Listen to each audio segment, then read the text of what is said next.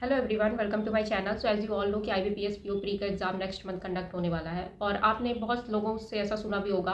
I am sure कि वो बोलते हैं कि इसका जो प्री होता है one of the easiest pre होता है बैंकिंग के जितने भी एग्जाम होते हैं, अगर आप उससे कंपेयर करोगे तो। लेकिन ये प्रीलिम्स का अगर इसका एग्जाम अगर हम बात कर रहे हैं तो ये ऐसा तो है नहीं कि ये क्लर्क लेवल या उससे लो लेवल एग्जाम है। ऑफकोर्स ये पीओ का एग्जाम है, तो ऐसा लोग क्यों बोलते हैं कि ऐसा सच में है?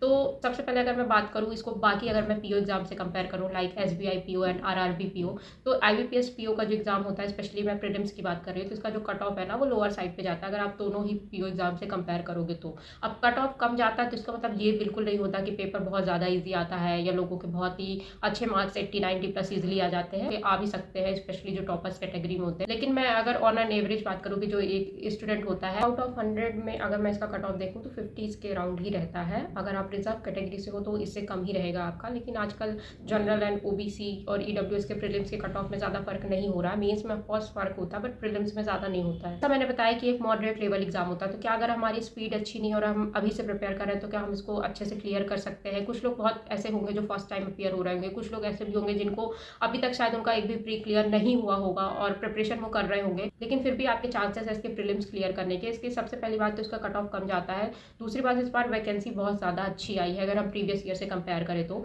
और तीसरी बात ये रहती ना कि अगर आप अच्छे से मेमोरी बेस्ड पेपर लगा लेते हो तो आपको इसका एक बार थोड़ा सा आइडिया भी हो जाता है कि एग्जाम का लेवल कैसा आया था, क्योंकि आप मॉक टेस्ट से पूरा जज नहीं कर सकते। सब मॉक टेस्ट का लेवल अलग अलग होता है। हाँ, प्रैक्टिस के लिए वो बिल्कुल बहुत ज़रूरी है, मैं ये नहीं बोलूँगी इंपॉर्टेंट नहीं है, बहुत ज़्यादा इंपॉर्टेंट। अगर आप मेमोरी बेस्ड पेपर लगाओगे तो उसमें आप अच्छे से एनालाइज कर पाओगे कि कैसा पेपर आ रहा था, आप कहाँ स्टैंड कर रहे हो और आपको कितनी इंप्रूवमेंट की नीड है। मेंस में अभी टाइम है तो आप मेंस भी साइमल्टेनियसली प्रिपेयर करो। ऐसा नहीं सिर्फ आप प्रीलिम्स की प्रिपरेशन कर रहे हो, मेंस भी करो, क्योंकि प्रीलिम्स अगर हो जाएगा तो मेंस में ज़्यादा टाइम नहीं मिलता है। जो लोग बैंकिंग की प्रिपरेशन कर रहे होंगे उन्हें पता होगा कि रिजल्ट अब 8-9-10 दिन पहले आने लगा मेंस एग्जाम के। तो आप ये भी नहीं ये भी नहीं वेट कर सकते कि रिजल्ट आएगा उसके बाद हम प्रिपरेशन स्टार्ट करेंगे, तो वो तो बिल्कुल टाइम नहीं मिलता। और मेंस भी इसका काफ़ी डिफिकल्ट होता है। आसान लोग बोलते हैं प्रीलिम्स क्रैक करना हो सकता है अगर आप बाकी बैंकिंग एग्जाम से कंपेयर करो, तो उतना ही टफ इसका मेंस एंड इंटरव्यू पार्ट होता है कि फिर फाइनल सिलेक्शन लेना। जब हमारी प्रिपरेशन उस लेवल की होगी तभी तो हम इसका प्रीलिम्स भी क्रैक कर पाएंगे, क्योंकि बोलना आसान होता है कि हाँ इसका इजीएस्ट प्री है, हम क्लियर कर सकते हैं क्योंकि कट ऑफ कम जाता है, लेकिन बहुत सारे फैक्टर होते हैं उसमें कि कट ऑफ के साथ पेपर का लेवल भी डिपेंड करता है कि पेपर का लेवल कैसा आया। सेक्शनल कट ऑफ बहुत ज़्यादा मैटर करता है, तो हमारी प्रिपरेशन भी उस लेवल की होनी चाहिए तभी प्रीलिम्स भी क्लियर हो पाएगा।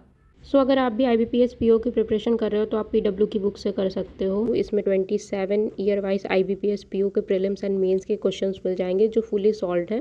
3200 प्लस क्वेश्चन है जिसमें quant, reasoning, English, data analysis, general awareness सबके क्वेश्चंस मिलेंगे। 16 प्रीलिम्स के एंड 11 मेंस के क्वेश्चन मिल जाएंगे और साथ में आपको इसमें फ्री भी मिल जाएंगे। 15 ऑनलाइन सीबीटी टेस्ट मिल जाएंगे, मंथली मैगजीन भी मिल जाएगी।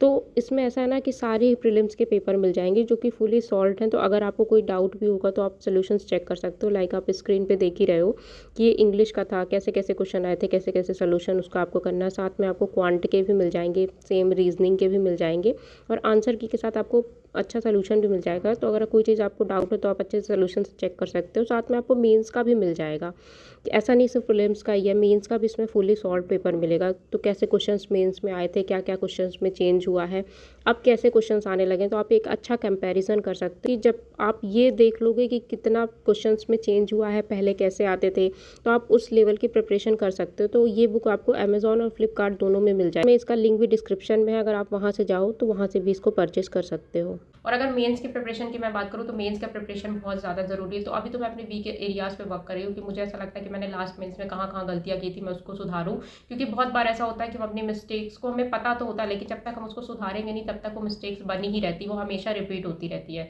तो इसलिए मैं कोशिश कर रही हूँ कि उसको मैं कम से कम करूँ। और अभी मेंस में क्योंकि टाइम है और इस बार करंट अफेयर का वेटेज भी बढ़ चुका है, इंग्लिश का वेटेज कम हो गया है, तो अभी करंट अफेयर्स पे भी थोड़ा अच्छे से ज़्यादा अच्छे से फोकस करना है, क्योंकि वो बहुत ज़्यादा कंफ्यूजिंग पार्ट होता है। लोगों को ऐसा लगता है कि करंट अफेयर ठीक है पढ़ लेंगे एग्जाम के बाद, पर आप नहीं पढ़ पाओगे क्योंकि करंट अफेयर बहुत ज़्यादा वास्ट है और बैंक के क्वेश्चंस बहुत ही अच्छे लेवल के आते हैं करंट अफेयर्स में। मतलब लोगों का सेक्शनल निकालना भी मुश्किल हो जाता है, 4-5 नंबर लाना भी मुश्किल होता है, तो वो बहुत ज़्यादा इंपॉर्टेंट हो चुका है। तो वो स्पेशली बहुत अच्छे से प्रिपेयर करना है। साथ में डिस्क्रिप्टिव भी बहुत अच्छे से करना पड़ेगा, क्योंकि लास्ट ईयर से आपको पता ही होगा कि इसमें कॉम्प्रिहेंशन भी इंट्रोड्यूस हुआ है। पहले इसमें लेटर एंड एसे आता था, बट अब डिस्क्रिप्टिव में कॉम्प्रिहेंशन एंड एसे है। तो लास्ट ईयर का कॉम्प्रिहेंशन तो बहुत ज़्यादा टफ आया था। जिन्होंने भी मेंस दिया होगा उनको पता होगा कि लास्ट ईयर कितना टफ आया था। लेटर जब तक आता था तो थोड़ा सा ईजी रहता था, उसमें लाइक हम एड्रेस पहले से ही पढ़ के चले जाते थे, एटलीस्ट प्रैक्टिस तो कर ही लेते थे कि जल्दी जल्दी ऐसे ऐसे एड्रेस लिख लेना है, फिर ऐसे ऐसे बॉडी लिखनी है, फिर कंक्लूड करना है, और वो जल्दी जल्दी हो जाता। लास्ट ईयर से सिलेबस उसका भी कॉम्प्रिहेंशन वाला पार्ट ऐड हो गया है, लेटर हट गया है, तो वो भी अच्छे से करना पड़ेगा। तो प्रीलिम्स की मैं बात करूँ, जैसा मैंने बताया कि जितने आप क्वेश्चन प्रैक्टिस करोगे उतना ज़्यादा आपको हेल्प होगी। और मेंस पे ऐसे ही कि जो भी वीक एरियाज है उनको इंप्रूव करने की कोशिश करना है। अब देखते हैं, क्योंकि इंग्लिश का वेटेज भी कम हो गया है तो वहाँ से भी नंबर अब कम ही मिलेंगे। तो जहाँ एक्स्ट्रा नंबर है वो आपको रीजनिंग, क्वांट यहीं से ही लाने पड़ेंगे, क्योंकि जीएस से तो आप ज़्यादा उम्मीद कर भी नहीं सकते। हाँ, पढ़ना तो पड़ेगा ही। आई होप आप सबकी भी प्रिपरेशन अच्छी चल रही होगी। तो यही है वीडियो, मिलते हैं नेक्स्ट वीडियो में। बाय।